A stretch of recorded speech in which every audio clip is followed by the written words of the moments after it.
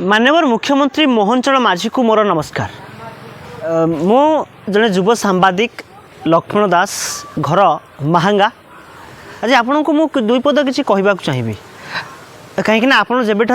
ओडिशार मुख्यमंत्री हेले सेबिठू भल पदक्षेप नेउछंती प्रशंसनीय अत्य धन्यवाद। मुझे धन्यवाद देवाक चाहिए कहीं आपण भाया मुख्यमंत्री जो ग्रास रूट आसी साधारण परिवार वर्गर आप आसी लोकों समस्या को भल भाव में आप जानते कि भाव में लोक मैंने समस्या एवं मौलिक सुविधार वंचित अच्छा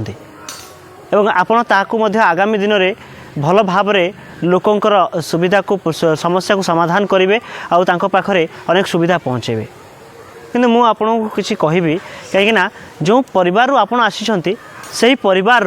मु भी आसी एवं से परिवार आसिक संघर्ष रही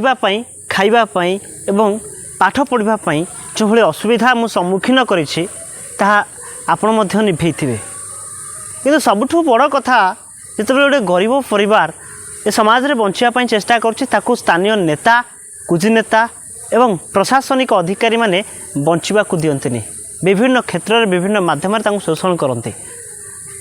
आज मुझे आपको कहबी आपणकर जो गोटे प्रकार बड़ काम बा बड़ पदक्षेप जमी जबरदखलकारी को आपड़ एक्शन ने ओडिशार अनेक जगार जमी जबरदखलकारी माने अच्छा बड़ बड़ अट्टालिका बनई कोटी कोटी टंकार मालिक होई बड़ बड़ अट्टालिका बनई हेले जो गरीब परिवार जहाँकर सहारा सरकारी जमी जे सरकार जमी को सहारा करिछि एवं से छोटिया कुड़ियाटे बन जीवन अतिबाहित करुछि आपण टिके ध्यान दिंतु कहीं बड़ बड़ बिजनेसमैन बड़ बड़ लोक माने कोटिपति माने यही गरीब मानक शोषण करते। मुझे अनुरोध करी से गरीब लोक मान ध्यान दिंतु जमी जबरदखलकारी एक्शन नि जाऊ किंतु वास्तव में जो गरीब लोक माने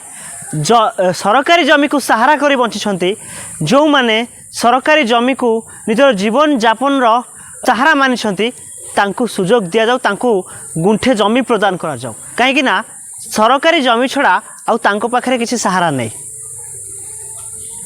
से माने आपण को सुजोग देइछंती ओडिशा रे बीजेपी सरकार को सुजोग देइछंती 4.5 कोटी जनता ओडिशा रे बिजु जनता दलर दुर्नीतिखोर जनता सरकार को परिवर्तन करी आपण को सुजोग देइछंती बीजेपी सरकार को सुजोग देइछंती। यदि बीजेपी सरकार एमानक प्रति ध्यान न देबे